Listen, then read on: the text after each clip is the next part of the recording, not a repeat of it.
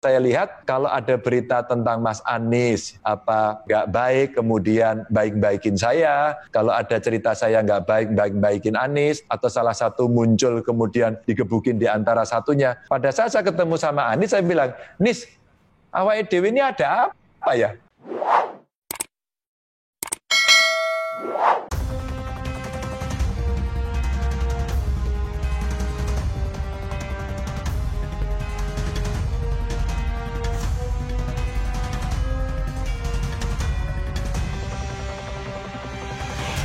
Ya, Assalamualaikum warahmatullahi wabarakatuh, Sobat RH sekalian. Jumpa lagi dalam channel yang keren ini.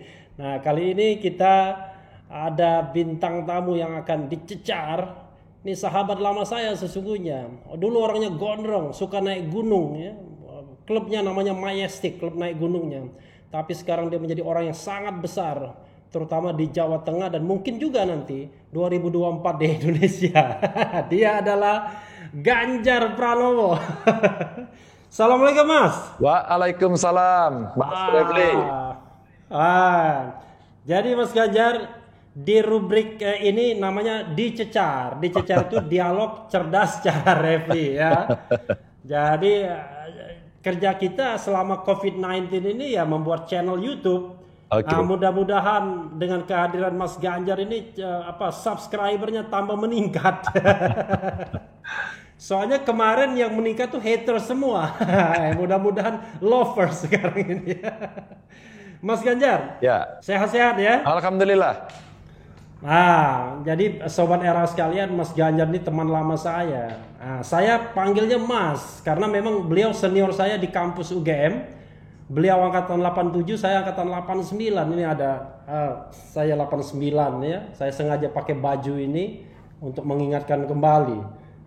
Cuma seperti kepada Sandi Uno, saya ngasih challenge kepada Mas Ganjar. Mas, mau dipanggil Mas, mau dipanggil Pak, mau dipanggil Bung, atau mau dipanggil Bang? Tidak terlalu penting. Soalnya itu kalau itu ada harganya semua soalnya. Enggak, buat saya enggak ada. Oh, enggak penting ya? Enggak, buat saya terserah. Terserah. Panggil nama aja Ganjar juga oke, terserah aja. Tapi kalau saya filosofinya begini, kalau Mas Ganjar, itu kayaknya Jawa Tengah dan sekitarnya. Kalau Pak itu kurang egaliter, tidak menunjukkan semangat Sumpah Pemudanya kan? Saya tahu Mas Ganjar lahir tanggal 28 kan? Lalu kemudian kalau Bang agak aneh rasanya ya, ada yang nggak matching gitu. Nah, saya mau panggil Bung Ganjar. Gimana Bung Ganjar? Cocok kan? Oke, terserah aja. Pokoknya kamu suka, kami oke. Soalnya Bung Ganjar itu kelasnya nasional kalau Bung itu. Jadi kelasnya itu nasional kalau Bung itu. Bung Hatta, Bung Karno, Bung Karni, Bung Yamin, semuanya Bung ya. Jadi saya panggil Bung Ganjar, Mas ya? Boleh. Jadi biar juga untuk pemirsa RH, karena saya biasanya memang memanggil tamu kalau dia itu ya kira-kira kurang lebih sama dengan saya usianya, beda-beda tipis, saya panggil Bung. Kalau panggil Pak ketuaan. Kalau yang Pak kemarin, Amin Rais, itu baru saya panggil Pak. Bung Ganjar, dulu namanya bukan Ganjar Pranowo, tapi Ganjar Sungkowo ternyata. Saya baru baca. Jadi Ganjar Sungkowo itu apa? Kesedihan ya, penderitaan ya? Iya. Gitu ya? Iya. Kenapa gantinya Ganjar Pranowo nggak Ganjar Prabowo ya? Karena yang mendapatkan ganjaran kan Prabowo jadi Menhan. Iya, saya nggak tahu waktu itu katanya waktu kecil saya lahir ini susah. Mau lahir ibu kalau susah kelihatan, di mukanya masih kelihatan itu. Nggak gemuk-gemuk ya? Kayak lagu Ayah itu. Iya, di betul. Matamu masih tersimpan selaksa peristiwa. Betul. Jadi susahnya di situ. Dulu ibu saya mengandung, jatuh dari becak. Saya lahir kecil, mau berobat, naik bus, terus kecantol kaki saya berdarah-darah begitu. Jadi terus sering sakit-sakitan ya. Orang Jawa begitu, kalau sakit-sakitan katanya ganti nama. Tapi waktu itu terang saja, kita tidak terlalu demokratis dan orang tua saya tidak menawarkan, kamu pengen ganti apa? Ganjar Pranowo apa Prabowo gitu, nggak ada. Nggak ada waktu itu. Jadi kita itu pasti pasti orang tua kasihnya nama baik lah. Kayak tetangga saya, namanya Entong ya. Begitu sakit jadi Teguh, ya keren, untung dia sakit.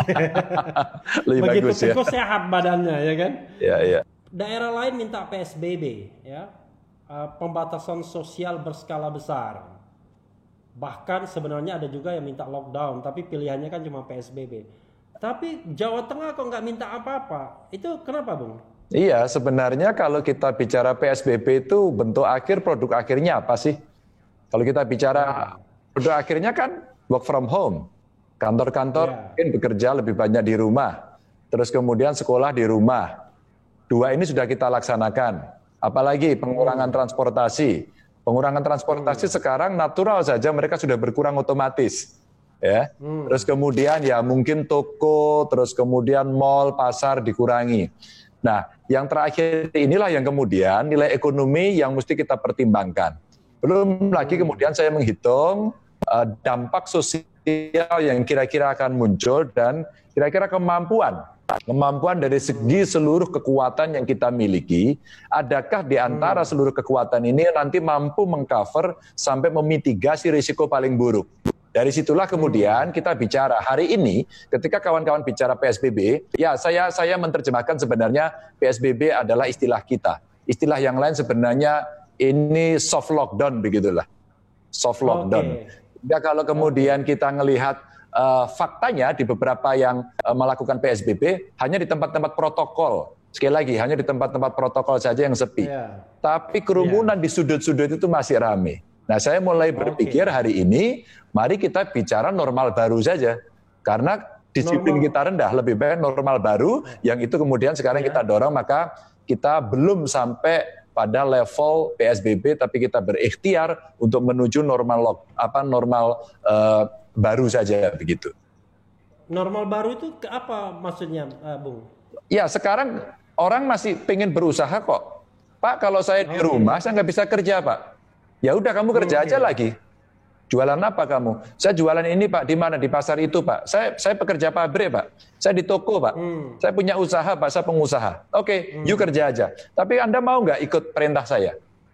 Normal barunya adalah kamu mesti tiap hari keluar rumah pakai masker, tidak boleh kamu tinggal. Ini wajib. Kamu harus pakai jarak terus dan itu mesti kesadaran pribadi. Dengan tidak menyentuh, dengan kamu mengambil jarak droplet begitu, maka insya Allah kamu dengan masker berjarak. Kemana-mana kamu harus membawa di sakumu hand sanitizer. Kalau itu Anda punya, maka sebenarnya Anda sudah relatif aman dan Anda boleh bekerja dimanapun Anda berada. Saya sekarang lebih mendorong pada normal baru itu, sehingga barangkali hotel tidak perlu tutup, begitu kan, mall tidak perlu tutup. Memang problem besarnya adalah belum bisa kita sampai pada disiplin itu. Maka saya membuat surat edaran sebagai ketua gugus tugas agar pasar-pasar diperbaiki yuk, jaraknya diatur yuk. Pabrik-pabrik kalau Anda nggak mau saya tutup loh. Sekarang Anda lakukan. Patroli menggunakan TNI, Polri, Satpol PP kita kerjakan agar kita bisa mendorong masyarakat untuk berdisiplin. Nah, inilah cara-cara yang kemudian di Semarang Raya sama Solo Raya kita coba jadikan satu modeling agar ini bisa dilaksanakan. Di samping, kayak Kabupaten Banyumas itu punya perda sendiri. Dia bagus dia. Dia tidak PSBB, dia punya perda. Kalau kamu tidak nurut aturan kami denda. Nah, yang seperti ini kami berikan dari kekuatan-kekuatan daerah di kabupaten kota yang memang dia punya kreativitas, punya inovasi, mampu memanage, sekali lagi, ini yang terakhir ini penting ini, mampu memanage ini menjadi penting untuk mereka bisa melaksanakan di wilayahnya. Bung, perkembangan, saya agak aneh nanya Bung ini sebenarnya, biasa panggil Mas ya, tapi nggak apa-apa. Bung, jumlah korban bagaimana di Jawa Tengah sejauh ini? Melandai, menukik, menajam atau bagaimana? Ya, kemarin sempat naik. Sempat naik tinggi dan kemudian kita coba petakan dan hari ini ternyata yang naik tinggi itu di daerah-daerah baru. Umpama Kabupaten Purworejo, Kabupaten Brebes, ya, Wonosobo. Ini tiga ini naiknya tinggi ternyata teman-teman yang kemarin ikut istimewa ulama di Goa itu ternyata paling banyak. Sehingga Brebes itu hampir semuanya dari sana. Maka sekarang kawan-kawan ini kita minta, ayo bapak-bapak, ibu-ibu yang kemarin ikut ke gua, tolong. Anda sampaikan kepada kami, biar kami cek, kami periksa. Kita nggak marah kok, kita nggak apa-apa. Tapi agar kita bisa menjaga bersama-sama, Bapak Ibu mesti lapor kepada kami. Agar kemudian nanti hubungan erat, hubungan dekat, hubungan sosial Anda bisa kami deteksi. Maka kami membuat satu modeling di mana inputnya dari kabupaten kota, begitu orang diperiksa, kemudian ada rapid test dia reaktif, dari reaktif itu kemudian kita tes swab, terus kemudian dia positif, kita treatment. Nah terus kita tanyain hubungannya dengan siapa saja. Maka dengan input itu kita ternyata sekarang bisa membaca seluruh Jawa Tengah, hubungan-hubungannya itu. Nah dari sinilah. Datanya berapa sekarang? Kenapa? Bung Ganjar, datanya berapa sekarang di Jawa Tengah yang meninggal, yang kemudian yang terdeteksi gitu? Oke, kalau kita melihat sekarang ya, kalau kita melihat total mulai dari pertama sudah ada 1035 yang terinfeksi, terus kemudian hari ini yang dirawat 556, lalu kemudian yang meninggal 83. Nah ini menarik, yang sembuh ini 396. Maka kalau kita melihat yang dirawat masih 53,72%, kemudian yang meninggal 8,02%, dan yang sembuh sekarang 38,26%. Jadi peta ini kemudian hammer kita lumayan bisa berhasil untuk memukuli sehingga pelandaian itu bisa dilakukan. Meskipun tentu kita masih berhati-hati kemungkinan second wave atau kemungkinan terjadinya outbreak karena situasi-situasi yang memang tidak terkendali. Kalau pemerintah Presiden Jokowi mengatakan kita berdamai dengan COVID-19, itu maksudnya apa? Diterjemahkan di Jawa Tengah. Iya, saya setuju. Sebenarnya berdamai itu adalah normal baru itu. Kita tidak pernah tahu. Maka kalau saya, gini Ref, kalau saya sampaikan kepada masyarakat, ibarat hari ini hujan lebat. Saya pakai pengandir gitu. Hari ini hujan lebat, kita punya opportunity 3. Saya mau kontrak dengan pengusaha, ya, ini deal bisnis. Terus kemudian saya mau ngambil rezeki kita yang ada di luar karena mereka mau bayar utang gitu kan. Yang satu kami mau pinjem bank umpama. 3 ini harus kita kerjakan agar perusahaan atau usaha kita sendiri bisa jalan. Tapi hujannya deres. Pertanyaannya, kita mau berhenti di rumah atau kita mau nekat jalan? Nah kita menghitung-hitung nih. Kita menghitung-hitung. Kalau kita berdiam diri di rumah, hari ini kesempatan kita akan hilang. Ya, kesempatan kita akan hilang. Maka kemudian kita mencoba menghitung-hitung. Lihat ramalan cuaca, tanya orang, telepon sana, telepon sini. Tempat hujan nggak? Wah hujan deras. Tempat waduh malah banjir. Nah kita mengambil opportunity itu. Nah sama kemudian kita melihat bahwa kondisi COVID-19 ini tidak akan pernah tahu kapan akan selesai betul-betul bersih. Ya, itu hujannya. Maka akhirnya saya punya pilihan. Nah kalau kita nunggu terus, kita di rumah terus begini, kesempatan kita bisa hilang semuanya. Karena daripada kita hilang, yuk kita sekarang jalan, kita tunggu sedikit hujannya agak reda, kita keluar. Tapi air akan menetes. Maka bagaimana kita memproteksi dirinya bagaimana begitu ya? Sekarang hujannya udah mulai reda, Bung? Hujannya sekarang mulai cukup reda. Karena dengan kurva yang melandai itu seperti reda. Maka mari kita kemudian keluar, memasuki hujan itu, tapi kita pakai mantel, tapi kita pakai sepatu boot, tapi kita bawa payung, tapi kita naik mobil, agar kemudian kita tidak kecipratan. Nah sebenarnya itu berdamai, saya sepakat, berdamai itu adalah normal baru. Bung, tapi kemarin kita lihat Bung Ganjar itu mendatangi pemakaman almarhum Didi Kempot ya? Ya. Itu banyak masyarakat yang berkumpul, Bung, itu nggak bahaya Pak? Bahaya. Waktu itu? Itu bahaya sekali. Maka saya sampaikan pada Bupati di Jawa Timur ini, saya sampaikan, Mas Kanang, ini harus diteriakin. Terus kemudian ada polisi yang teriak-teriak di situ. Maka pada saat saya datang dari Semarang ke arah Solo, ternyata jenazah udah dibawa ke Ngawi, maka saya nusul ke Ngawi. Maka begitu saya turun, orang di sana seperti tidak ada cerita apa-apa. Maka orang mendekat. Ngawi tempat Nurkolis itu temannya. Iya. Betul. Dan ternyata di sana orang berkerumun. Pak Ganjar ya ini ya, Pak minta foto Pak. Enggak, fotonya jarak jauh. Kalau nggak mau nggak usah, bilang gitu. Terus kemudian sebelah saya polwannya teriak-teriak. Itu berbahaya. Makanya sebenarnya edukasi normal barunya mesti kita ajarkan kepada mereka untuk mau melakukan tindakan-tindakan itu. Soalnya waktu dekat liang lahat itu kan, Bung, kan dekat liang lahat. Ya. Masyarakat berkerumun di situ. Ya, semua berkerumun, bahkan sebelumnya. Maka saya hanya membawa 2 orang di kiri kanan saya, 1 polisi, 1 ajudan saya, untuk dia membatasi gerak agar tidak nempel, agar tidak bersinggungan. Nah, kita semua yang ada di sana pakai masker. Maka saya sampaikan sampai kita teriak berkali-kali di sana. Bung, Ya. banyak rakyat Bung Ganjar di Jakarta ini yang terhalang untuk mudik. Itu ada kaos Bung Ganjar kan, tidak mudik tetap apa itu? Tetap asik. Tetap asik ya. Tapi kan Bung, banyak sekali pekerja informal di Jakarta. Saya kira mayoritas Jawa Tengah ya, Jawa Tengah, Jawa Timur, yang barangkali sudah kehilangan pekerjaan, kemudian makan saja sudah mulai susah, mungkin ya, kemudian harus bayar kos pula, tapi dia tidak bisa kumpul dengan keluarga. Apa nggak ada upaya untuk menjemput mereka, Bung? Rapid test, lalu kemudian kerjasama dengan Pemda DKI, sehingga mereka bisa dipulangkan, tapi dengan cara aman? Nah, PSBB, pilihannya bagaimana, Bung? Ya, PSBB kan membawa konsekuensi itu. Begitu kemudian dia diberlakukan PSBB, kan keluar nggak boleh, masuk nggak boleh. Kecuali mereka sifatnya khusus. Sehingga ada surat edaran dari gugus tugas itu yang harus ada syarat-syarat mesti dipenuhi.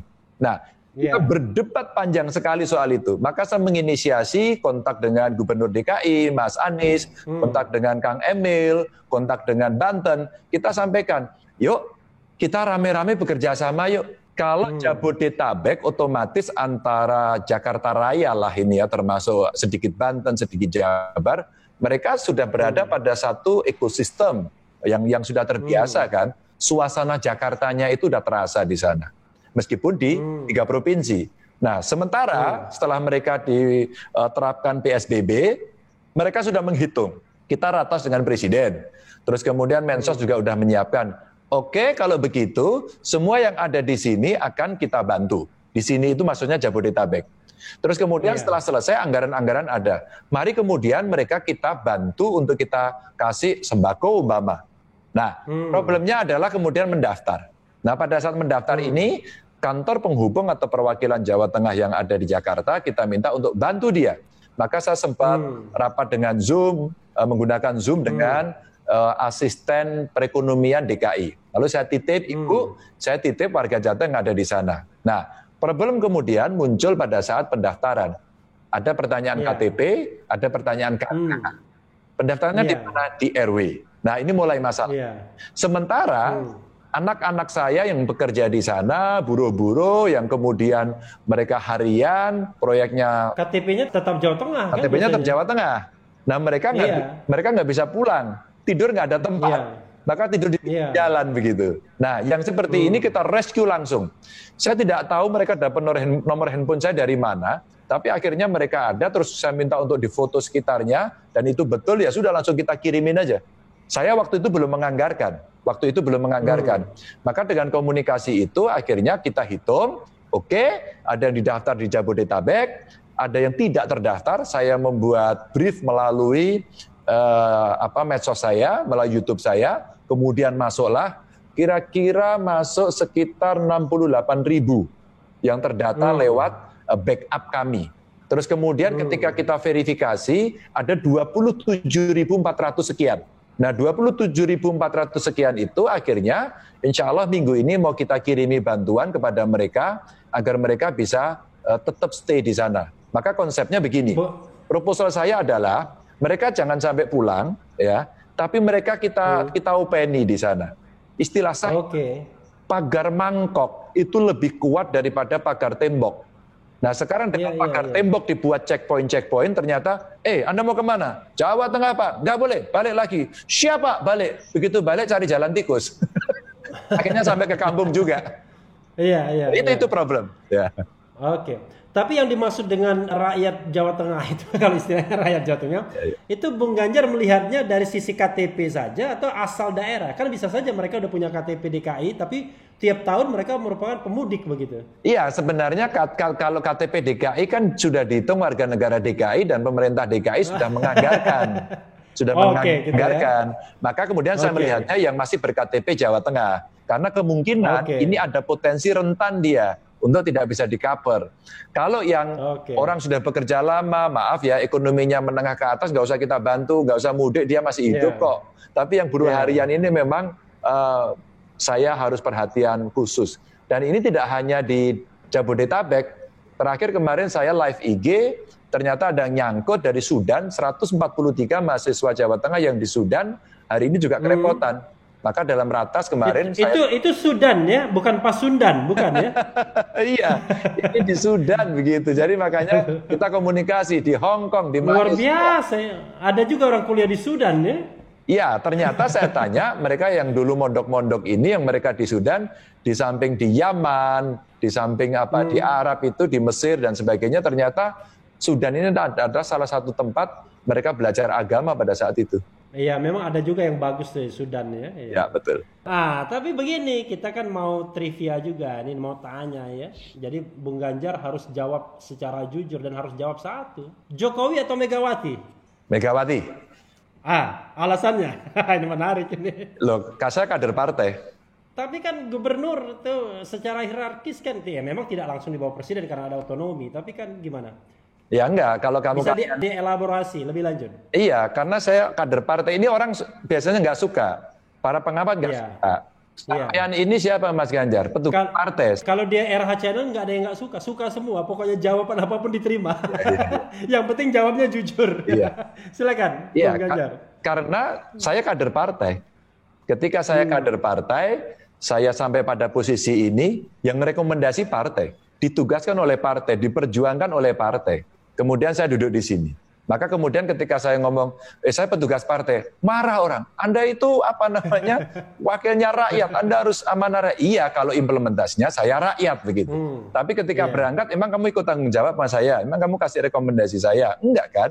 Prosedur politiknya kan seperti itu, konstitusinya begitu. Nah, jadi kita jawabannya begitu. Tapi kenapa enggak Jokowi? Kalau kemudian ada alternatifnya Jokowi, oh iya Jokowi. Jokowi apa? Di dalam pemerintahan. Kalau dalam pemerintahan pasti Jokowi, begitu. Oke, wah itu mantap. Capres atau cawapres? Enggak. Harus jawab. Enggak Capres boleh. Atau cawapres? Enggak. Ini akan jadi cerita yang tidak menyenangkan. Oh gitu ya. Dari candaan itu tidak menarik. Oh enggak menarik. Enggak. Ini sudah jadi bullying. Nanti kadronya keluar, nanti cebongnya keluar, ya kan? Nanti kameranya keluar. Padahal saya mau tanya, kalau misalnya pilihannya capres, ini kita berandai-andai, kan jangan serius banget tuh, Bung. Kalau misalnya ini katakanlah berandai nih, Bung Ganjar sudah ditetapkan sebagai capres, ya kan? Tetapi harus memilih cawapres dari kalangan artis dan harus perempuan. Kira-kira mau pilih siapa, Bung? Iya. Jadi gini. Daripada saya tanya yang serius, lebih baik tanya yang begini. Iya. Gimana, Bung? Nanti dulu kalau sudah capres-cawapres itu banyak orang yang kemudian bisa persepsi berbeda, menjadi tersinggung, tiba-tiba marah-marah, pagi dibully gara-gara ngomong sama Refli. Itu bahaya. Bahaya. Tapi kalau tadi pertanyaan candaan tadi mau dijawab nggak? Enggak. Ini sudah pasti. Pokoknya untuk yang satu ini mau dipaksa mau apa saya nggak akan jawab. Karena sudah berkali-kali, jangankan nggak usah ditanya. Orang tiba-tiba ada survei nongol aja kita digebukin gitu. Kalau begitu orang lain aja nilai orang lain. Kira-kira kalau calon kuat siapa, Bung? 2024. Calon kuat saya kira kalau besok ya orang akan ngelihat survei aja kan.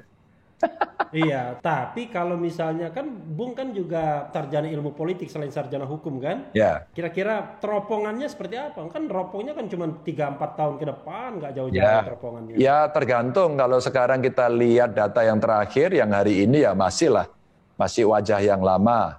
Lama itu artinya lama di pentas politik, ya kan? Masih ada nama-nama lah. Pak Prabowo masih tertinggi, ada Mas Anies, ada Ridwan Kamil. Kalau saya di bawah. Itu cuma angka ikut aja gitu. Itu yang orang hebat-hebat, Sandi ya kan. Sandi hebat, kalau di partai saya mungkin ada Mbak Puan, itu yang orang-orang hebat. Mungkin ada dari nama-nama yang lain, Pak Tito begitu, yang itu yang masih masuk bursa lah. Pak Tito siapa? Pak Tito. Oh Pak Tito. Saya kira Pak Tito ya. Oh, ini luar biasa, Bung Ganjar ini merendah betul ya. Tapi memang ya, Sobat Era sekalian, kalau kita lihat pas kuliah dulu, nggak nyangka memang Bung Ganjar jadi tokoh besar. Soalnya kerjanya naik gunung dan rambutnya gondrong. Sama Jabrik masih komunikasi, Bung? Oh masih lah, semua kawan saya tidak ada yang saya lupakan kecuali pas saya lupa gitu. Tapi insya Allah masih kontak sampai hari ini. Dan itu manusiawi ya. Ya. Ada juga berita bahwa Bung Ganjar mendukung Gibran ya dan kasih pesan rahasia. Itu saya baca di media. Itu pesan rahasianya apa, Bung? Apa itu? Iya, Bung Ganjar memberikan pesan rahasia pada Gibran Rakabuming. Pesan rahasia? Kapan saya kasih pesan rahasia? Tadi? Iya, saya baca di media gitu. Enggak. Nasihat itu atau gimana? Enggak ada pesan rahasia, enggak ada nasihat. Yang jelas tadi Mas Gibran datang ke rumah, ngasih bantuan, beberapa pengusaha juga ngasih bantuan bareng-bareng begitu. Kami tiap hari begitu menerima masyarakat yang membantu untuk COVID ini. Terus Mas Gibran bantu hazmat, dia bantu masker, yang seperti itu tadi disampaikan. Setelah itu ya kita ngobrol aja. Ngobrol gimana kabarnya gitu, Bapak gimana dan sebagainya, anak-anak keluarga saya tanya yang ya netes begitu. Sebenarnya ngomong gitu, tapi karena bisi-bisi wartawan kan nggak tahu dari jarak jauh, mungkin akhirnya ini pesan rahasia. Nggak ada yang rahasia, kita biasa aja. Nggak ada yang rahasia ya. Enggak. Tapi sudah pastikan calon tunggal ya, Bung ya? Yang di mana? Di Solo kan udah pasti calon tunggal kurang lebih mungkin ya? Oh belum, masih banyak kok bursa. Belum ada yang menentukan hari ini, dari partai juga belum, dari partai yang lain juga belum. Bursanya masih ramai. Saya mau tanya soal 2024 tapi sudah dipatahkan oleh Bung Ganjar. Itu harus saya patahkan karena ternyata kan gini Ref, karena ternyata itu lebih banyak orang tidak siap untuk berdiskusi secara sehat dan cerdas ala Refli, nggak siap. Yang siap adalah kemudian ngomong kamu kalian ngapa terus dibully. Nah, ketika kemudian bullying itu muncul, bukan berarti kita baper dan sebagainya.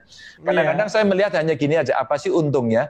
Ketika kemudian semua out of context, kemudian mereka ngomongnya awur-awuran, dan saya sering terus kemudian diomongkan sampai kepada keluarga, ada saya punya anak, saya punya istri, sehingga ya lebih banyak mudarat begitu. Kecuali semua bisa fair loh ya. Oh iya, saya sih sebenarnya mau ngajak fair ya kan. Semua orang menyebut kalau kita lihat konstelasi, ya siapa yang pegang Jawa Barat, Jawa Timur, Jawa Tengah itu kan punya peran yang signifikan. Tapi gini aja Bung, boleh lah ngomong politik sedikit ya? Boleh. Kita ngomong konstelasi politik di luar Bung Ganjar. Ini kan kayaknya angin puting beliungnya nggak jelas arahnya. Ya. Tapi yang jelas Pak Prabowo sudah masuk pemerintahan, kan begitu? Ya. Lalu kemudian bursanya, surveinya masih tinggi ternyata. Bahkan Kodari bikin survei masih nomor 1 kalau saat ini ya. Ada yang kemudian membicarakan, wah ini Prabowo bisa nih kayaknya sama Puan Maharani. Gimana? Gak apa-apa. Gak apa-apa ya? Gak apa-apa, ada persoalan apa? Tidak apa-apa kan? Kalau memang orang sudah cita-citanya sudah mau ke sana, buat saya oke saja, gak apa-apa. Tinggal kemudian nanti kan sama siapa yang mendukung, bagaimana kita menggerakkan, bagaimana kita memenangkan, dan sebagainya. Biasa saja buat saya kok. Bung, tapi pernah nggak berpikir tiba-tiba Bung keluar dari orbit? Karena misalnya katakanlah endorsement itu bukan untuk Bung Ganjar, tapi untuk yang saya sebutkan tadi. Tapi tiba-tiba arus lain menjagokan Bung Ganjar. Belum ada pikiran itu. Belum ada pikiran sampai sejak saya mahasiswa sampai hari ini tetap PDI. Dulu PDI, sekarang PDI Perjuangan. Saya masih di jalur itu. Jadi mungkin agak berbeda ya. Mungkin orang melihat membaca survei dan sebagainya seolah-olah sudah akan dia. Di partai saya tidak. Ingat nggak waktu Bu Mega dulu mau mencalonkan Pak Jokowi? Semua masih ramai. Semua masih ramai. Tiba-tiba seorang Jokowi diambil dan itu membuat gempar semuanya. Jadi artinya kalau kita ngelihat, saya mau melihat dari orang dalam sebagai orang PDI Perjuangan yang warnanya merah kayak bajunya Refli lah, kira-kira begitu kan. Oh ya, merah ini ya. Nah, saya mencoba menghormati konstitusi partai untuk begitu. Jadi biasa saja. Saya bilang Belanda masih jauh gitu. Kalau Belanda masih jauh ya. Kalau kami di internal partai itu terbiasa untuk udah deh sekarang kita bekerja bagaimana dekat dengan rakyat, terus kemudian membuat keputusan-keputusan penting yang bisa menyelesaikan persoalan masyarakat meskipun nggak sempurna amat, itu aja dilakukan. Kalau kemudian itu bisa dilihat seleksinya alam, nanti akan muncul sendiri-sendiri. Bung Ganjar kan kadang-kadang sering ditempatkan sebagai ahli warisnya pemerintahan sekarang. Wajar ya karena sama-sama PDIP. Tapi di sisi lain pembelahan masyarakat itu seperti masih terjadi itu. Luka Pilpres sudah selesai dengan Pak Prabowo masuk di pemerintahan. Paling tidak begitu. Sandi Uno juga nggak begitu kencang-kencang amat. Tapi kok kesannya luka pilkada DKI kok masih ada? Itu gimana, Bung? Iya, bahkan ucapan kadrun, cebong, kampret itu masih ada. Sekarang ada kadrun lah sekarang. Kadrun sama apa ya pokoknya. Yeah. Dan Bung menjadi pusat bullying juga kalau sudah ngomong begitu. Kadang-kadang sudah, sobat RH sekalian, ini teman saya semua. Anies itu teman satu angkatan di Fakultas Ekonomi. Bung Ganjar juga teman satu kuliah, satu fakultas bahkan. Tapi kalau orang bicara tentang head to head ke depan, wah, ini ahli waris cebong itu adalah Ganjar Pranowo, bukan Ganjar Prabowo atau Ganjar Sungkowo. Ahli waris kampret itu adalah Anies Baswedan. Nah gimana, Bung? Daripada kita ngomong setengah-setengah, kita ngomong aja apa adanya kan? Gimana? Iya, saya kira analisisnya tidak keliru-keliru amat karena memang istilah saya residu politiknya belum habis betul. Residu politiknya masih. Dan residu politik ini sebenarnya adalah investasi deposit yang hari ini ada untuk di-maintain dan bisa digerakkan. Itu wajar saja. Dan dari DKI memang DKI itu kalau bahasa saya proses politik yang bikin sakit perut itu. Sakit perut terlalu lama dan divided-nya terjadi, divided society-nya terjadi, terus kemudian pembelahan-pembelahan seperti itu memang muncul. Dan betul ini sengaja dipelihara atau terjadi secara alamiah atau bagaimana, Bung? Awalnya ada desainnya, terus kemudian ketika ekornya bisa ngikut ya dipelihara. Yang saya katakan itu tadi, saya mengatakan itu residu politik pilkada DKI, tapi hari ini itu deposit yang bisa dikelola oleh siapapun yang akan membutuhkan itu. Karena ini captive market ini captive ya, yang bisa digerakkan dengan isu agama. Maaf aja saya kalau belak-belakan. Jadi saya ini aneh, Ahok itu teman dekat saya. Satu komisi, teman berdebat, pernah mau berkelahi sama dia. Iya, komisi 2 kan dulu. Iya. Kan? Itu teman saya. Terus Ahok malah bilang itu ketua saya itu katanya. Iya. Bung Ganjar kan pimpinan komisi waktu itu. Iya. Jadi saya sangat dekat ya. Terus kemudian Anies, saya sama Anies bareng-bareng, KKN juga bareng waktu itu. Saya dekat dan tidak pernah ada masalah pada saat Anies mau maju. Memang Bung Ganjar bukan tipikal mahasiswa yang contoh yang baik, tapi politikus yang baik. Jangan nyontoh saya sebagai mahasiswa yang baik itu betul. Jangan diulangi lagi deh. Makanya kenapa saya pengen sekolah lagi dulu ambil pasca itu karena itu aja. Jangan jadi. Nah, pada saat kemudian gimana? Saya ikuti Anies mau maju presiden, saat itu ikut konvensi Demokrat, saya lupa ketemunya di Kendari atau di Palu saat itu, dan dia kasih buku ke saya, bukunya merah, terus kemudian, Jar kalau ada waktu baca-baca, oke nih tak baca-baca.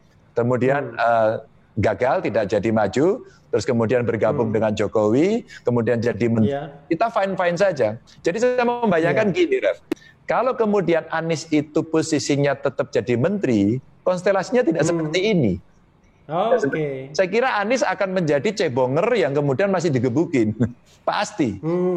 Jadi suasana. Berarti salahnya Pak Jokowi dong yang memberhentikan Anies. Ya, terus kemudian Mas Anies maju DKI, terus kemudian dengan kompetisi sama Ahok, dan kemudian dia menjadi pemenangnya, dan inilah kemudian menjadi cerita yang tadi deposit ini bisa dipelihara dan sebagainya, dan akhirnya ya boleh jadi kemudian gambaran-gambaran itu muncul. Ya, tapi memang begitulah yang terjadi, Bung ya. Karena sepertinya ini analisis, boleh ditambah lagi analisisnya. Ya, sepertinya kemudian pihak cebong atau pihak kampret, saya nggak mau menyebut salah satunya ya, memerlukan ikon baru, Bung. Karena ikon yang lama tiba-tiba terserap di pemerintahan gitu. Yang tadi Ganjar Prabowo tadi, Prabowo yang dikasih Ganjar. Iya. Bergabung di pemerintahan, memang konstelasi berubah sangat keras sekali, sangat dahsyat sekali. Maka saya memang melihatnya yang dulu rombongan follower yang dipimpin oleh Pak Prabowo ini tiba-tiba seperti kehilangan induk. Karena kehilangan induk, maka mencarilah tokoh-tokoh baru.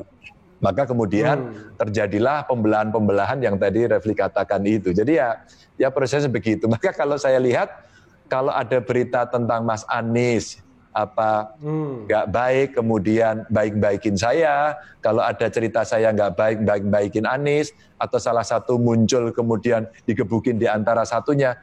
Pada saat saya ketemu sama Anies, saya bilang, Nis, awake dhewe ini ada apa ya? Kok kemudian dari kelompok-kelompok itu, ya mbuh gitu. Ada kita asik-asik saja. Saya ngobrol sama Mas Anies, ngobrol sama Kang Emil. Bahkan sebelum Pilpres, kami pernah bertemu bertiga. Sama-sama kita bertiga mendapatkan penghargaan waktu itu untuk keterbukaan informasi.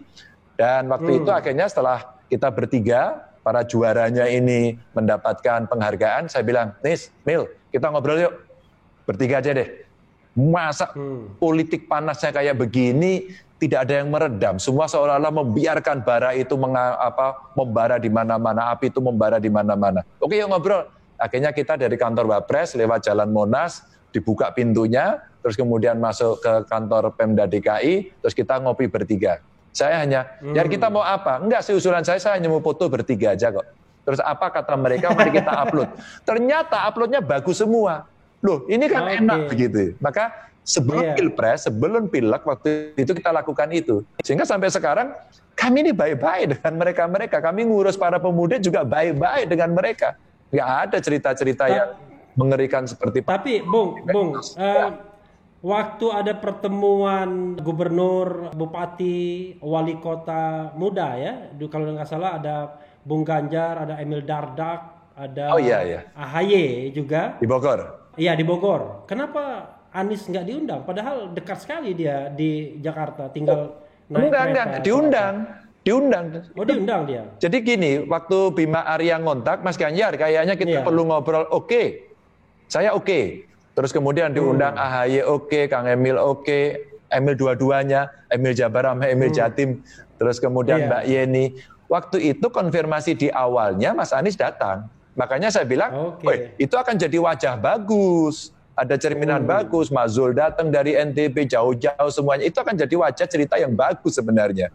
Maka saya tidak tahu, tapi Kang Bima Arya bicara, Mas Ganjar, sorry ini kayaknya Mas Anies hari ini nggak bisa. Oh nggak apa-apa, saya niat baik aja, karena kita mau ngobrol bareng-bareng.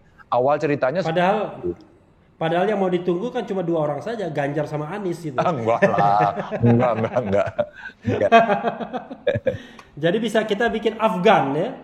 Afgan tuh Anies fans Ganjar. Bisa aja. Jadi Bung Ganjar, ini isu agak nyerempet sedikit ya. Boleh. Soal EKTP. Oke. Yang namanya isu ini kan tahu sendiri kan, kalau tidak diklarifikasi, kalau tidak dibeberkan lebih baik, maka itu akan senantiasa akan menjadi senjata untuk mengganjal orang ya. Apa saja yang namanya republik media sosial ini kan, netizen adalah yang maha kuasa kan begitu ya. Uang yang maha kuasa, yang kedua baru netizen. Karena netizen juga digerakkan dengan uang ya, para buzzer terutama. Gimana Bung klarifikasinya? Karena isunya berseliweran terus-menerus walaupun Bung sudah berapa kali ya, tapi kan di channel RH ini kan belum pernah. Oke, saya firm aja soal itu. Maka saya tegak berdiri menghadapi. Awal-awalnya saya agak kaget ketika seorang Nazarudin menyebut, Alhamdulillah Tuhan tidak pernah tidur. Maka menyebut waktu, menyebut tempat, semuanya salah. Bahkan pada saat dia menyampaikan seseorang yang memberi saya itu pada tanggal sekian, ternyata orang yang memberi itu sudah meninggal jauh hari sebelumnya. Itu satu dulu. Tangan Tuhan. Mungkin arwahnya yang memberi mungkin. Kenapa? Mungkin arwahnya yang memberi itu. Nah, mungkin saya tidak tahu. Nah, terus kemudian saya tidak kenal dengan Nazar, dalam arti kenal dekat tidak, saya hanya tahu dia orang Demokrat, mungkin sekali atau 2 kali saja selama di DPR ketemu. Nah, terus kemudian berkembang. Pada saat berkembang, hampir semua orang saksi-saksi yang mengatakan saya terima duit, tidak ada satupun yang bisa membuktikan. Nah, suatu ketika, ini saya cerita aja, saya diperiksa sama novel. sama Novel Baswedan. Baswedan. Saat itu yang periksa di KPK itu ya bawahannya lah. Kemudian dia tanya begini, Pak Ganjar, Anda terima duit nggak? Nggak. Ini ada berita seperti ini, tidak benar. Lalu saya bilang, Anda mau saya kasih data nggak? Oh, Anda punya? Oh, saya punya datanya. Data apa itu? Hampir semua rapat yang ada di Komisi 2. Anda boleh tracing satu persatu dari dokumennya. Kalau mau dibawa, staf saya membawa laptop. Boleh nggak laptopnya saya bawa ke sini? Akhirnya diizinkan laptopnya dibawa. Data itu yang ngasih saya. Inilah datanya, inilah tahapan-tahapan rapatnya, semua yang ada di Komisi 2 dan sebagian ada di sana. Nah, setelah itu saya diperiksa, terus kemudian tiba-tiba Novel masuk. Nah, pada saat Novel masuk langsung, ayo Mas Ganjar, apa kabar? Baik-baik Mas, gimana? Oke, udah Mas Ganjar nggak usah lama-lama, terbuka aja. Anda terima duit nggak? Nggak, saya juga baca koran, Anda mengatakan seperti itu, pengen buka-bukaan, yuk kita buka-bukaan, ayo kita buka-bukaan sekarang. Sayangnya pada saat saya ngomong itu tidak direkam dan tidak dimasukkan BAP. Padahal sebenarnya saya ternyata berhak untuk minta dimasukkan di BAP. Saya menyesal betul. Tapi oke. Akhirnya Novel menyampaikan begini, Mas Ganjar, ada orang yang mengatakan ini tahu soal bagi-bagi duitnya. Fine. Apa yang Anda mau lakukan? Anda siap saya konfrontasi. Konfrontasi juga saya sekarang. Begitu. Saya pikir nazar itu, Ref. Ternyata yang masuk namanya Miriam Yani. Langsung duduklah kita di situ, kita berempat. Miriam Yani itu kan anggota Komisi 2 juga ya? Betul. Terus kemudian ada Miriam Yani, ada saya, ada Novel, ada salah satu penyidiknya. Nah, setelah itu kita ngobrol. Novel langsung bilang, Bu Yani, Pak Ganjar sudah menyampaikan semuanya. Sekarang Anda belak-belakan aja, Pak Ganjar minta belak-belakan. Bu Yani kasih duit berapa pada Pak Ganjar? Begitu. Setelah itu dia cerita, saya nggak pernah kasih sama Pak Ganjar. Pak Novel saya nggak pernah kasih. Lihat wajah saya ini, saya bohong apa enggak? Langsung bilang, Mbak Yani udah aja, udah. Anda cerita aja, Anda kasih saya berapa, kapan, di mana, biar kita tahu. Biar kita tahu, ya. Terus kemudian disampaikan, saya nggak pernah kasih Pak Ganjar, saya nggak pernah kasih gitu. Nah, selesailah cerita itu, kemudian saya berkali-kali dipanggil, dan kemudian ya tidak ada cerita yang siapa bisa membuktikan bahwa orang ngasih saya. Nah, selesailah awal-awal ini. Waktu saya menunggu bapak saya almarhum waktu itu masih di Rumah Sakit Sarjito, entah 2017 entah kenapa tiba-tiba ada orang yang mengirimkan fotokopian. Nah, fotokopian ini isinya BAP-nya Miriam Yani. Entah dari siapa, saya nggak tahu ini. Pokoknya ada orang baik aja mungkin ngasih. Saya baca di 4 BAP-nya. Terus kemudian dikasih di situ cerita-ceritanya. Maka saya rekam semuanya di handphone saya. Maka kalau orang tertutup, biasa tak suruh baca. Coba baca ini. Gitu. Kalau Anda nuduh saya, Anda baca. Ternyata di situ ditulis. Pembagiannya sekian, dibagikan pada ini, sekian dibagikan pada ini, tahap pertama, tahap kedua, tahap ketiga. Jadi saya nggak tahu pembagian itu. Yang menarik, Ref, yang menarik, setiap masuk nama saya selalu ada, dikembalikan kepada saya, dan diserahkan kepada seseorang. Begitulah kondisi sampai pemberian sekian kali itu. Hanya nama saya yang bertuliskan, dikembalikan kepada saya serahkan pada si X. Saya nggak akan buka itu. Oke? Nah, saya kemudian sampaikan, ya nggak fair juga ya, gitu. Dan ini sebenarnya pernah ada media yang memuat. Tapi nggak laku pada soal itu. Jadi saya kemudian menyampaikan, ya sudahlah. Selalu ada jalan, selalu ada petunjuk soal ini. Kalau di RH Channel ini nggak akan dipotong apa-apa, apa adanya aja. Udahlah, itu bagian bagaimana kalau orang mau memfitnah orang, tapi membuat cerita, dia harus membuat ya cerita baru agar bisa lengkap. Namanya nggak terlalu bisa lengkap. Saya klarifikasi, Bung ya. Ya. Bung Ganjar tidak pernah menerima atau pernah menerima tapi dikembalikan? Tidak pernah menerima. Oke. Cerita itu mungkin menjadi versinya dia. Karena memang saya mengaku di persidangan, apakah Pak Ganjar pernah mendapatkan tawaran? Pernah. Dari siapa? Dari almarhumah Bu Mustokoweni. Bagaimana dia memberi kasih uang? Dia hanya cerita, Dek, Dek, ini jatahmu. Jatah apa? Ya wes pokok ini jatahmu. Itu ada di berita dan Anda boleh browsing. Itu pengakuan saya di persidangan. Lalu kemudian Anda terima. Oh, saya tidak terima. Terus saya bilang, wes PN wae. Saya bilang gitu. Wes PN wae. Artinya saya tidak menyentuh dan saya tidak mau. Karena sejak dari awal kami sudah pada posisi saya tidak akan menyentuh yang begituan. Oke. PNW itu artinya ya udah ambil aja gitu ya? Iya, ambil aja. Wong saya tidak tahu itu sumber apa, berapa duitnya dan sebagainya. Daripada kemudian kita ada persoalan dan saya sudah mengingatkan semuanya yang begitu-begitu itu sudahlah. Itu hanya menunggu waktu. Nah itu duitnya apakah duit dari IKTP, apakah dari yang lain saya tidak pernah tahu soal itu. Oke. Bung, kalau mereka yang saya sebut sokol mungkin oposisi terhadap pemerintahan Jokowi, saya selalu tanya apa yang bagusnya biasanya. Nah, kalau saya balik ke Bung Ganjar. Kalau kita kan harus sebagai manusia yang objektif kan kita selalu melihat bahwa sesuatu itu pasti ada kurang dan lebihnya ya. Menurut Bung Ganjar, kalau kita mengevaluasi pemerintahan Jokowi ya sudah berlangsung 1 periode dan kemudian 6 bulan periode kedua ini, kira-kira apa yang menurut Bung Ganjar sangat terasa kurang? Saya nggak mau yang lebihnya, Bung. Enggak, masih terasa kurang. Banyak. Masih banyak yang kurang. Tidak ada yang ideal. Mari kita lihat sejarah presiden dimanapun di dunia ini. Oke, kita ambil yang di Indonesia. Selalu banyak yang kurang. Kita mau bicara apa? Penanggulangan kemiskinan. Masih banyak kemiskinan. Saya jadi gubernur juga gitu. Pak Ganjar, kenapa yang miskin masih banyak begini? Oh iya, saya yang gagal. Saya gagal. Maka kalau kita bicara soal itu dalam level nasional masih banyak penurunan kemiskinannya masih belum terentaskan dengan baik. Itu kekurangan yang memang belum bisa selesai dari cerita-cerita orang yang waduh ini sudah bagus, ini sudah baik. Belum. Ini cerita seperti itu. Pak Jokowi membangun infrastruktur hebatnya kayak begitu. Kalau Anda tanya orang di kampung saya, mana? Mana di tempat saya belum. Sehingga pengetahuan seseorang pun seolah-olah semua infrastruktur sampai bawah itu akan dipegang. Maka persepsi orang terhadap infrastruktur itu hanya yang gede.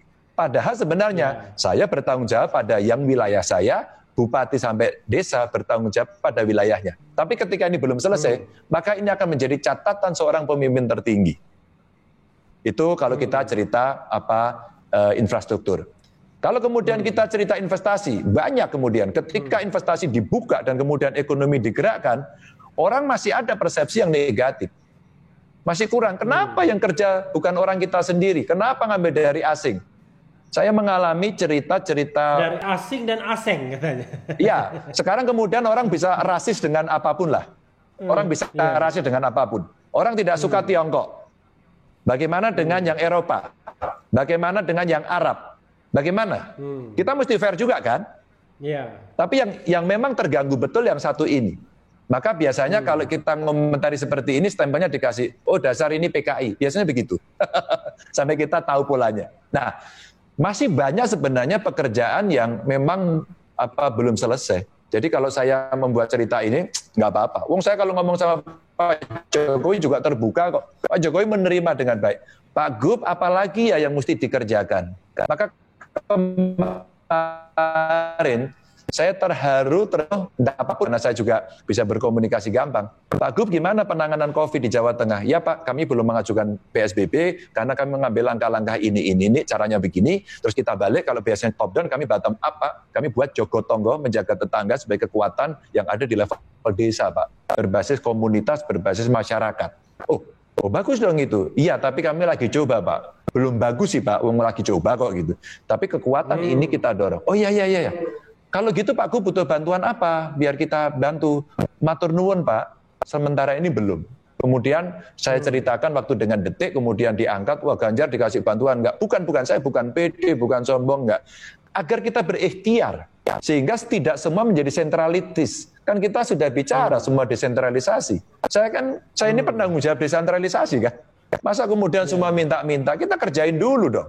Kita potongin anggaran kita bertanggung jawab pada masyarakat kita. Kita kemudian berkreasi, berinovasi di daerah. Nah, itu biasanya saya sampaikan dan Pak Jokowi menerima kritiknya, oke, banyak sekali. Waktu ini BPJS naik lagi. Iya kan? Iya. Saya komunikasi dengan lagi nih. Iya. Iya, saya komunikasi dengan istana. Hari-hari seperti ini agak berat. Jangan dinaikkan dulu. Tapi ternyata ini legal policy karena BPJS-nya memang bermasalah. BPJS kesehatannya memang bermasalah. Maka ini keputusan sulit dan tidak populer. Tapi diambil juga begitu. Mungkin publik melihat ini sebagai kekurangan. Teman-teman Eropa tadi ngontak saya, Mas Ganjar ini apa lagi? Loh, saya tidak tahu. Tapi ketidakpopulerannya ini betul-betul. Teman-teman Eropa dari Eropa, yang tinggal di Eropa. Yang tinggal di Eropa, saya komunikasi dengan mereka aktif ya.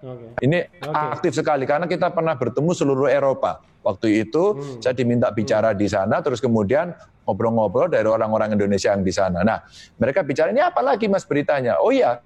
Setelah saya pelajari ternyata dari menimbang mengingatnya karena posisi keuangan dari BPJS memang sulit.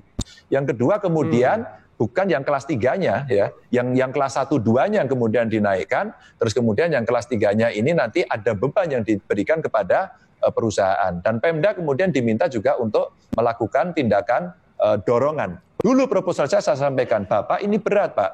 Libatkan saja daerah minta dibuatkan lagi yang namanya jam kesedah lagi saja Pak, nggak apa-apa. Daripada kemudian BPJS keberatan seperti ini, contoh aja. Itu dulu kritiknya kita berikan terbuka, dan begitu ada keputusan MK, saya sampaikan, Pak Ganjar. Keputusan MA? MA ya. Keputusan MA mengatakan menganulir itu, terus kemudian saya buat statement. Statement saya lumayan, buat saya biasa saja, mungkin ada yang membaca keras. Wah pasti masyarakat senang dengan keputusan ini. Sehingga staf istana ada yang telepon saya, Mas Ganjar, ini maksud pendapat Anda apa? Oh iya masyarakat senang kok nggak jadi naik kok gitu. Tapi kan ini legal policy, ini legal policy Mas, kondisinya sulit. Loh, ya nggak apa-apa. Kalau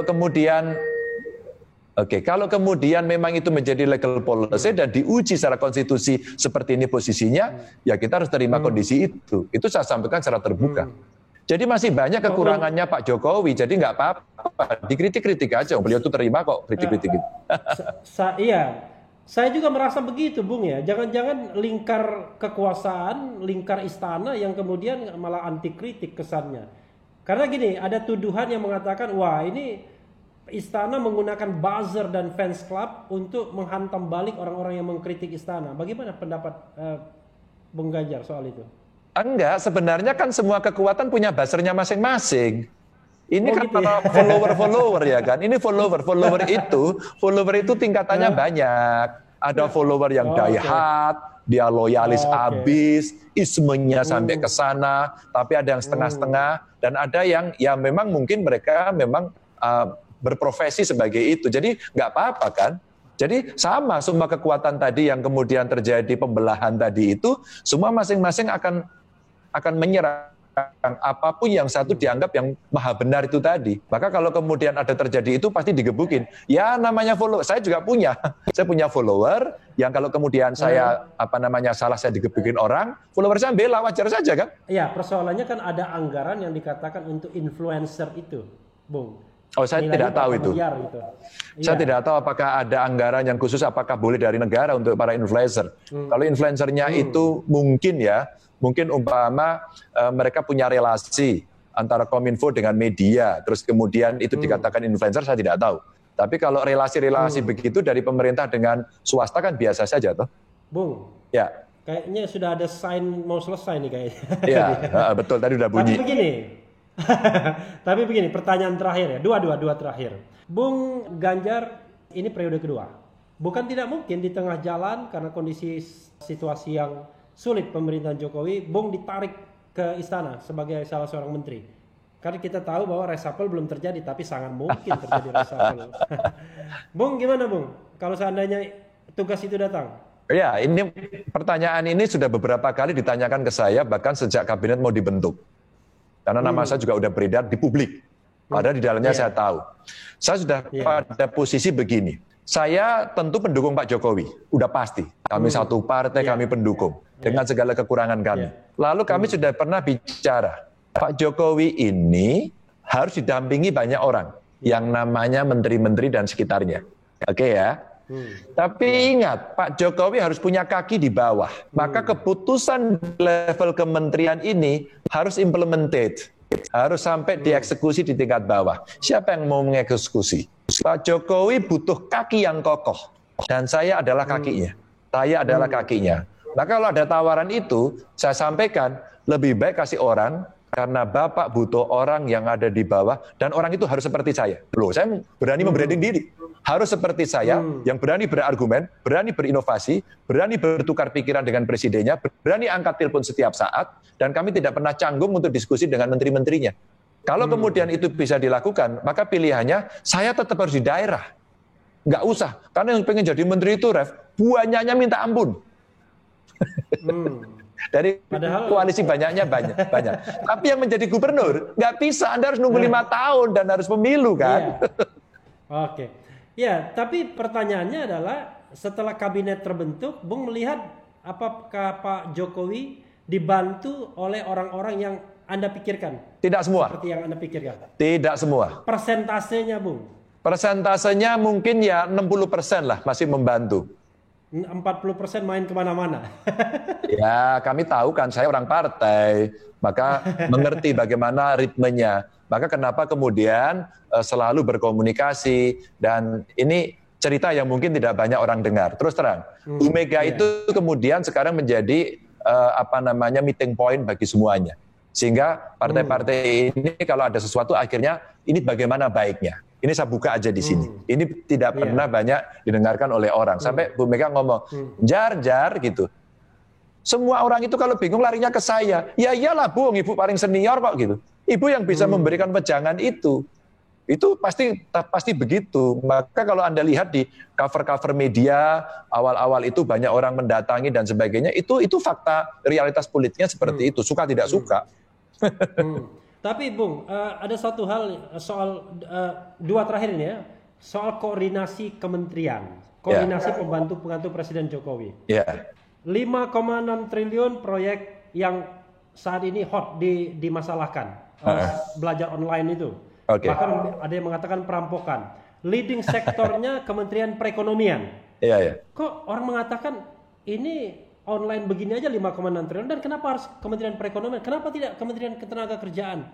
Memang kita tahu lain partai, tapi masalahnya adalah di mana sih berdirinya Presiden Jokowi dalam soal seperti ini? Apakah dia lebih dekat ke Erlangga tapi tidak mau dekat ke PKB atau bagaimana? Dan satu lagi, politisi PDIP Arteria Dahlan itu mulai mengkritik soal ini. Silakan Bung.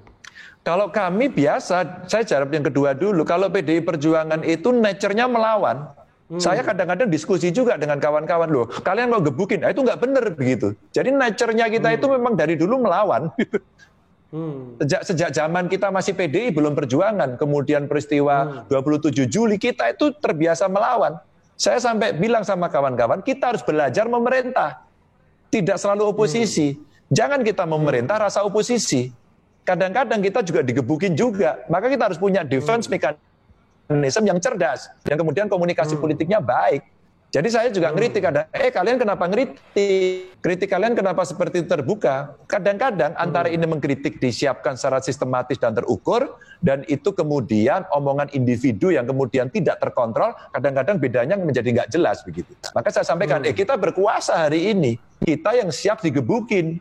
Maka posisinya harus ada defense mechanism yang baik, yang bisa menjelaskan bahwa itu kemudian kadang-kadang tidak populis, ambillah resiko itu, nggak apa-apa. Nah, kadang-kadang di antara kawan-kawan kalau otokritik kami masih banyak yang seperti itu.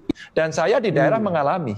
Saya mengalami, mau masuk periode kedua saya digebukin habis-habisan justru oleh partai saya sendiri. Tapi karena saya tahu persis karakter partai ini, maka buat saya itu baik-baik saja. Tidak ada persoalan. Meskipun di media itu menjadi terkesan tidak baik, tapi saya fine-fine aja. Jadi kalau kita melihat posisinya seperti itu. Nah, bagaimana kemudian dengan tuduhan korupsi dan sebagainya? Periksa saja, teliti saja, nggak apa-apa soal seperti itu. Sehingga sebenarnya kalau Presiden membuat kebijakan, Menko-nya siapa yang mengkoordinator, Menteri Teknisnya siapa yang bekerja, mestinya mereka berinisiatif.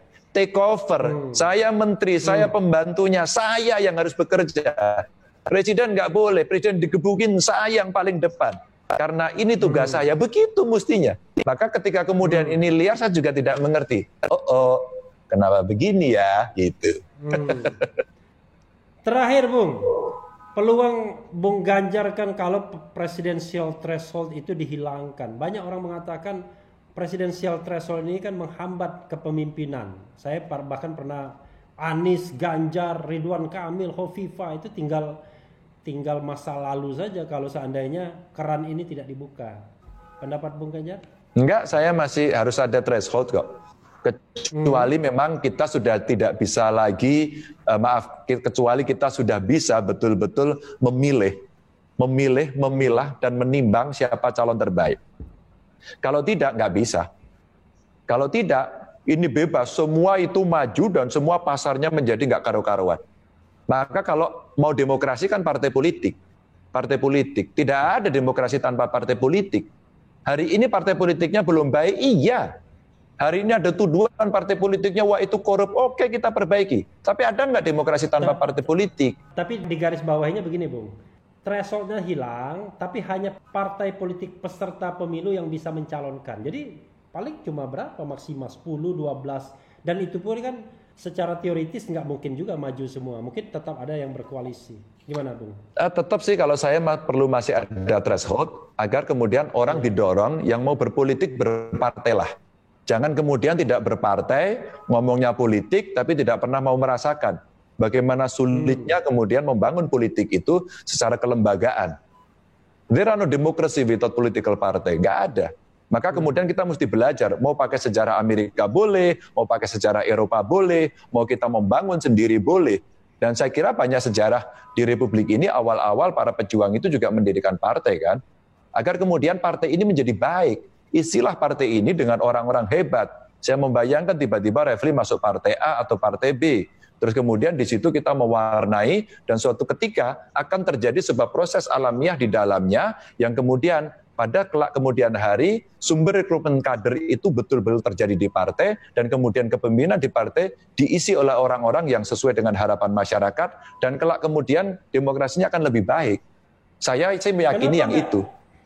Kenapa nggak diberikan pembatasan bahwa misalnya syaratnya adalah anggota partai politik, let's say misalnya 2 tahun, 3 tahun terakhir, kan mudah saja.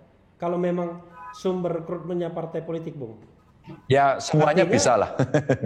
Semuanya bisa, tapi untuk hari ini mau exercise kayak apa aja, tinggal bagaimana membangun konsensus bersama dengan sistem kepartaian, sistem parlemen yang mau kita bangun, sistem pemerintahan yang kita bangun, yang itu dulu kita berdebatnya cukup panjang sekali memang. Terakhir Bung, ya. Terakhirnya ada 4 kali. Ini terakhir benar ini. Ya. Ada kleptokrasi di seputar istana.